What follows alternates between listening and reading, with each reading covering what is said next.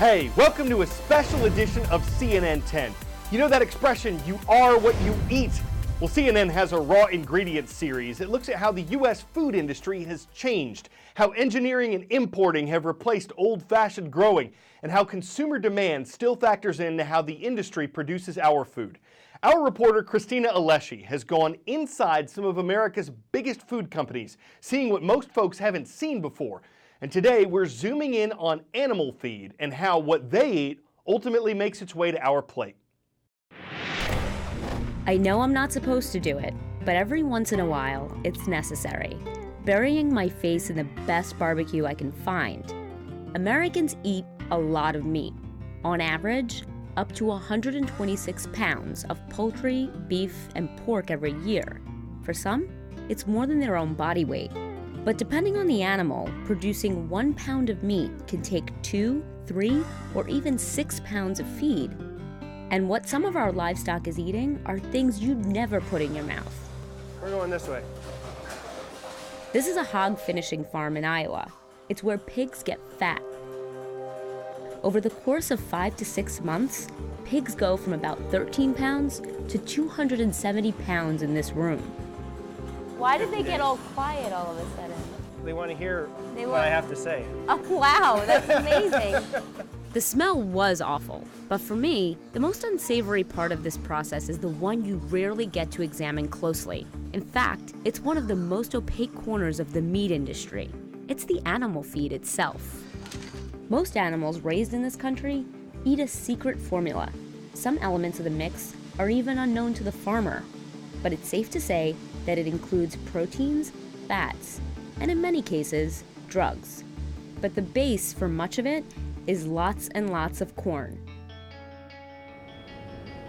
Do you feel like this was what you were born to do? I feel this is what God put me on the earth for. Roger Zylistra has been farming corn for more than 30 years. This corn is not corn we'd eat. It's not corn I'd put on my grill. No, it is not. We grow it as a commodity. It really ultimately comes down to economics.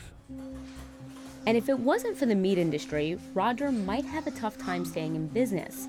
That's because America's livestock are essentially just corn conversion machines. First, the corn travels to a storage facility like this one. This is 1 million bushels, or 56 million pounds of corn. And that's just the overflow from the massive storage containers. We need to hold a whole year's worth of production at one time, and then it's metered out throughout the remainder of the year. Nearly 40% of all the corn grown in the U.S. goes to animal feed. Rick Weigel makes hog feed. How many ingredients are you looking at the end of the day? Probably 10 to 12 different ingredients in. That includes pig fat. So yes, the pigs are eating pig fat. One of the biggest feed makers is 250 miles north, Cargill in Minnesota. We believe our purpose here is to be able to feed the world.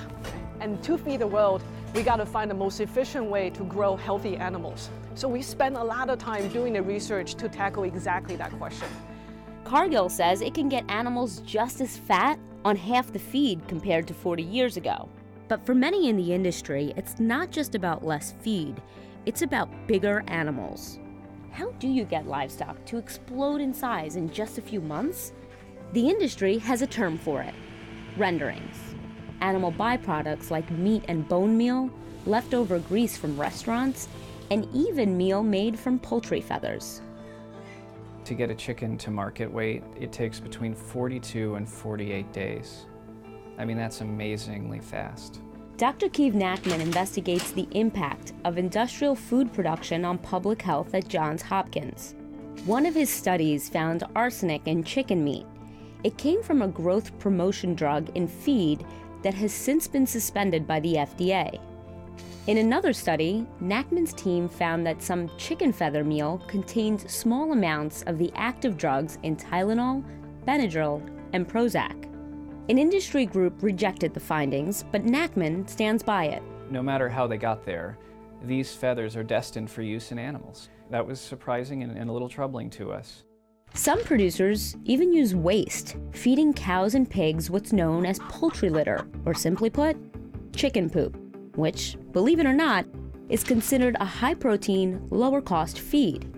The FDA proposed banning the practice in 2004 to prevent mad cow disease. The FDA decided against the regulation. It said the science simply didn't justify a ban. The FDA estimates that 1% of all chicken poop goes into feed, but none of the farmers I interviewed said they used it.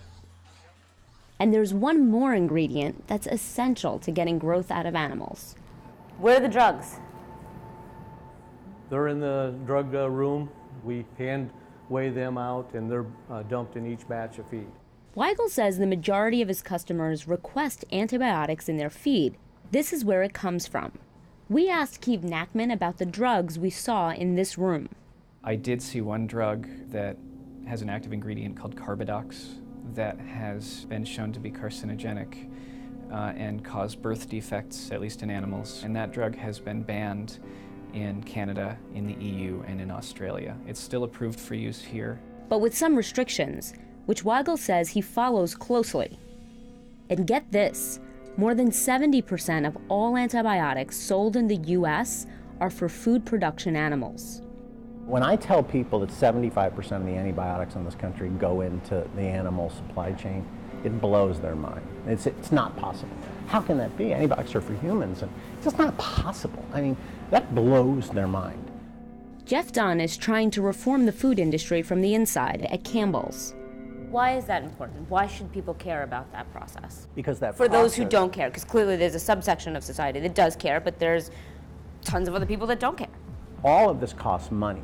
You know, none of this stuff comes free. And there's a reason that amount of antibiotics was used by the meat industry, because it was effective for them, it was efficient for them. Ultimately, if the low-cost food requires us to do these things to animals in our food system that aren't long-term healthy, haven't we really simply just externalized that cost on the long-term health issues? Here's why using so many antibiotics is a problem. Antibiotics are vital drugs that help defend us from bacteria that can make us sick or even kill us. But bacteria can evolve. Every time we use antibiotics, some bacteria survive, and those drug-resistant bacteria can then multiply and spread. This can result in what many call a superbug. As we use more and more antibiotics, this problem magnifies, generating more kinds of superbugs and making the ones that already exist even more powerful. There are already some strains of drug-resistant bacteria out there, and public health officials warn that it'll only get worse if we don't cool it on the antibiotics. The FDA says it's changing antibiotic guidelines for animal feed by December 2016. Veterinarians will have to make sure the drugs are used judiciously and, quote, when needed for specific animal health purposes. The feed makers I spoke to said they follow FDA regulations. But Nachman isn't satisfied with the FDA or the industry. But is there an alternative? Maybe going organic. We are farming the same way that my great-grandparents would have farmed. Without drugs, the same pound of meat will cost you more. If the consumers are willing to pay, I think there will continue to be more demand. And there's the heart of it, demand for cheap meat. We produce it as efficiently as possible, and the conditions the animals live in means drugs are often used, not only to keep them alive, but to make them fat. Food executives say industrial methods are the only way we're going to feed 9 billion people in the next 3 decades. Maybe.